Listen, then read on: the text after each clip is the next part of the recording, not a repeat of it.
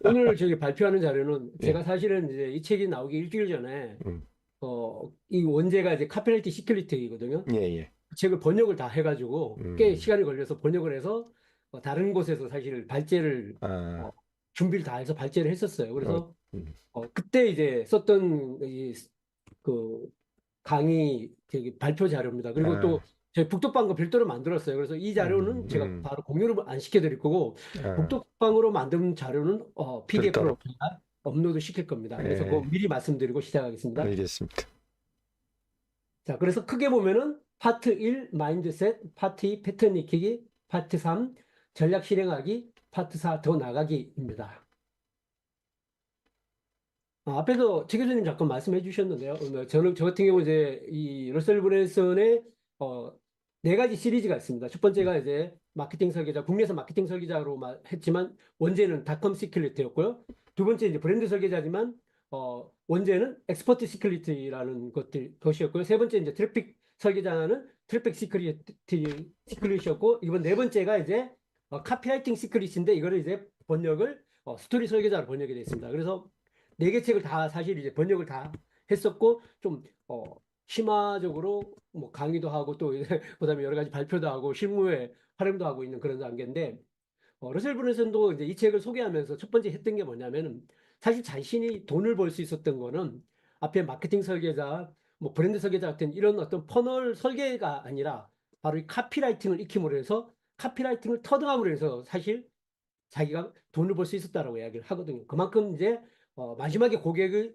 근본적으로 설득하고 내가 어떤 서비스든 어떤 상품이든 간에 만들어서 고객의 내 서비스나 제품에 대한 가치를 전달하고 고객이 행동하도록 만드는 거는 어디에 나오느냐? 바로 이 카피라이팅에서 나온다라는 부분을 가지고 이야기를 하고 있고요.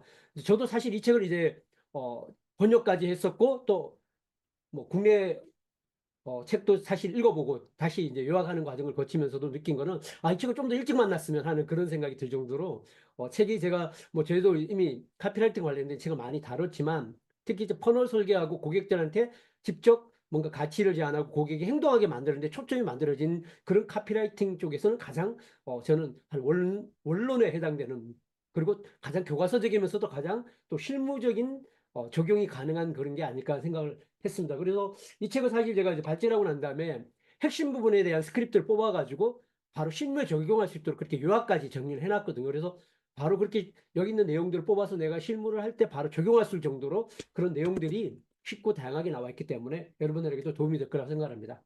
자, 첫 번째 카피라이팅이 무엇인가라는 부분입니다. 자, 결국 이 책은 짐 에드워드라고요. 러셀 브랜슨과 같이 파트너십을 맺어서 지금 같이 클릭커너스에서 같이 활동하고 있는 짐 에드워즈입니다. 특정한 행동이라는 건 결국은 이제 고객들한테 우리가 카피라이팅을 통해서 뭐 광고든 아마 랜딩 페이지든 클릭이든 동영상 어떤 시청이든 이런 행동, 특정한 행동을 끌어내기 위한 것이 바로 카피라이팅의 그 세일즈 카피라고 이야기를 하고 있습니다. 카피라이팅은 결국 특정 조치, 앞에서 말씀드렸던 것과 똑같은 것들이고요. 고객이 행동하도록 하는 것이고 거기에는 링크 클릭, 정보 요청, 제품 구매, 그다음 다음 단계로 이동 같은 이런 행동을 요구하는 것이 핵심이고 뭐 세 줄짜리 신문 광고에서부터 시작해서 40페이지 분량의 어떤 세일즈, 세일즈 레터, 뭐 30분 정도의 광고, 뭐 소셜 미디어 등 이런 다양한 것들이 바로 세일즈 카피라고 이야기를 할 수 있습니다. 카피라이팅 최고의 카피라이팅은 뭐냐? 이게 카피인지도 모르고 흥미롭고 자유롭게 읽히게 만드는 게 가장 좋은 카피라고 이야기를 하고 있어요. 근데 우리 보통 일반적으로 카피라면 대단한 뭔가 특별한 글쓰기 우리가 보통 이제 광고 속에 나왔을 때 우리 광고를 통해서 익혔던 그런 카피라이팅이 하다 보니까 그런 거는 정말 전문적인 그런 카피라이터만이 할 수 있는 거라고 생각하지만 그렇지 않다라는 것. 즉 누구든지 배워서 할 수 있다라는 게 이 책에서 말하는 핵심이고 누구나 배워서 할 수 있는 그런 패턴이 있다라는 거고 그 패턴을 깨닫게 되면 누구나 세일즈 카피를 쓸 수 있다라고 이야기를 하고 있습니다. 그래서 고객의 어떤 두려움과 욕구를 제대로 이해하는 게 중요하고 그다음에 대화하는 것 같은 느낌을 제공하는 게 중요하다고 이야기를 하고 있습니다. 결국 핵심은 뭐냐면 결과로 무엇을 바라는가를 아는 것이고요. 그걸 통해서 특정한 행동을 유도하는 것이라고 이야기를 하고 있습니다. 그래서 고객의 관심을 끌고 이끌어내는 것이 핵심이라고 이야기를 하고 있습니다. 내용이 좀 많기 때문에 빨리빨리 그냥 스킵할 건 스킵하고 넘어가겠습니다. 근데 최근에 이제 이런 미디어들이 원체 많이 발전했기 때문에 그 고객들의 시선을 뺏어가는, 그리고 시간을 두고 경쟁하는, 누가 더 주위의 지속 시간을 뺏느냐라는 경쟁을 무한적으로 하기 있기 때문에 더욱더 카피가 중요한 어떤 역할을 하는 그런 상황이라고 이야기를 하고 있습니다. 우리가 보통 이제 뭔가를 판매한다, 카피라이팅 한다 그럴 때 부담을 갖는 거죠. 왜? 소비자들한테 뭔가 판매를 요구하는, 판매를 요청하는 행위에 대한 거가 뭔가 부담스럽고 이런 거라고 생각하지만, 사실은 사람들은 무언가를 항상 사고 싶어 한다는 거죠. 근데 단지 누군가의 강요에 의해서, 누군가에 의해서 호구가 되고 싶지는 않은 거죠. 스스로가 선택하고 싶은 건데 항상 무엇이 사고 싶다라는 것들을 우리가 염두에 두는 게 중요하다고 이야기를 하고 있습니다. 그렇게 하기 위해서는 뭐다? 사람이 원하는 것을 이해하고 그것을 제공하는 것, 그걸 통해서 구매로 이어지게 하는 것이 중요하다고 이야기를 하고 있습니다. 그렇게 하기 위해서는 시장을 잘 이해를 해야 되는데요.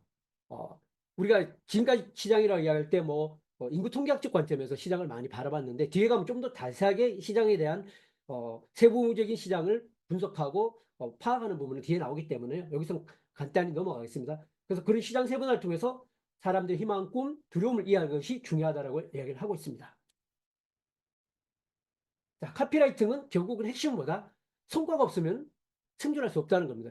결국은 2등에게는 상이 없다는 겁니다. 1등에게만 상이 있다라고 이야기를 하고 있고요. 그래서 실제적으로 이거 그 카피라이팅 너무 멋져요 이런 말보다는 실제로 클릭을 행동하게 하고 구매를 행동하게 하고 선택을 만들어내는 것 자체가 중요하다고 이야기를 하고 있습니다.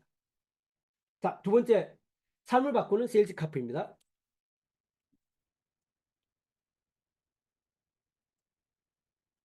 앞에서도 잠깐 얘기했지만 카피라이팅을 쓰는 카피라이터라고 그러죠. 재능은 타고난 것이 아니라 누구나 충분히 배울 수 있다는 점, 이 부분에 대해서 우리가 모두 희망을 가지셔도 된다고 이야기를 하고 있습니다.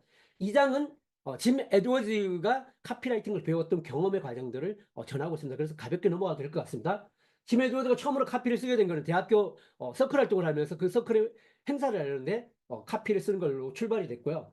그 다음에 아르바이트로 직장 경험을 하면서 모기지론 관련된 카피를 썼는데, 고객들의 행동을 끌어내는 모기지론에서 하는 카피를 쓰는데 오히려 그 은행에서의 어떤 감사팀에서 거부를 당하면서 제대로 그 표현을 못했던 그런 경험을 하고 있습니다. 그리고 본격적으로 이제 카피라이팅을 통해서 돈을 벌기 시작했는데 파산을 하게 됐고요. 그래 트레일러 공무원에서 살게 됐다고 합니다.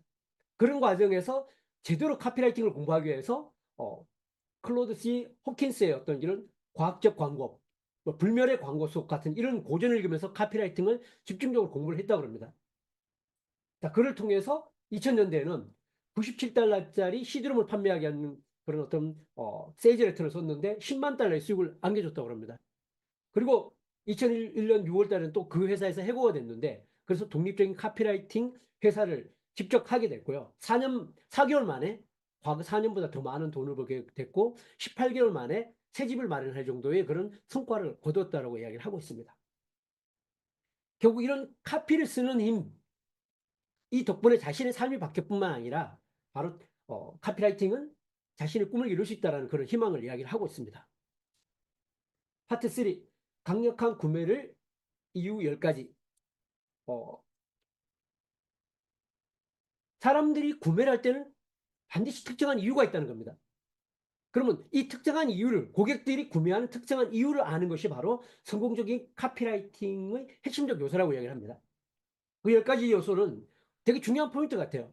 자, 첫 번째는 뭐냐? 돈을 벌게 하기, 아니면 돈을 절약하기, 아니면 시간을 절약하기, 아니면 노력을 회피하게 하기, 아니면 정신적 또는 신체적 고통을 벗어나기, 편안함을 증가하기, 청결함이나 위생을 개선하기, 칭찬받기, 더 사랑받기, 인기나 사회적 지위를 증가시키기, 이런 어떤 욕구, 10가지 욕구들을 기반으로 해서 카피를 구매하는 것이 중요하다고 이야기를 하고 있습니다. 그래서 내 제품이나 서비스가 고객이 이런 10가지 욕구들에 어떻게 도움이 되는가를 생각해 보는 것들이 중요하다고 이야기를 했습니다. 돈은 버는데 어떻게 도움이 되는가? 돈을 절약하는데 어떻게 도움이 되는가? 시간을 절약하는데 어떻게 기여할 수 있는가? 노력을 어떻게 줄여줄 것인가? 신체적 고통을 어떻게 덜어줄 것인가? 정신적 고통을 어떻게 경감시켜 줄 것인가? 편안함을 어떻게 증가시킬 것인가? 청결함이나 위생을 어떻게 개선할 것인가? 건강을 어떻게 증진시킬 것인가? 사랑받거나 칭찬받도록 어떻게 도와줄 것인가? 사회적 지위나 인기를 어떻게 높여줄 것인가? 이런 질문들을 하는 것이 중요하다고 이야기를 합니다. 요 외에는 그냥 지나가도록 하겠습니다. 나중에 제가 자료에 한번 책을 한번 통해서 살펴주시면 좋을 것 같고요. 바로 앞에 살펴본 이런 이유, 이런 욕구들을 기반으로 해서 제안, 헤드라인, 스토리 이런 걸 통해서 강조하는 것들이 중요하다고 생각하고요. 바로 구매 이유와 제품을 연결시키는 고리로서 활용하면 좋다고 이야기를 합니다. 즉 경쟁사보다도 바로 이런 이유, 고객이 10가지 아까 욕구와 해당되는 이유를 찾아서 그 제품과 연결시킴으로 인해서 차별을 꾀할 수 있다고 이야기를 하고 있습니다. 자, 네 번째, 고객은 당신에게 관심이 없다. 사실 우리가 마케팅을 하면서 늘 항상 빠지는 함정 같아요. 자기 이야기를 하기 너무 바쁘잖아요. 그와 같은 카피라이팅도 똑같은 거라고 보시면 됩니다. 사람들에겐 철저하게 자신에게만 관심이 있다. 자신의 관심과 욕구를 충족시키는 것에만 관심이 있다. 그래서 자신이 얻을 가치에만 관심이 있다는 겁니다.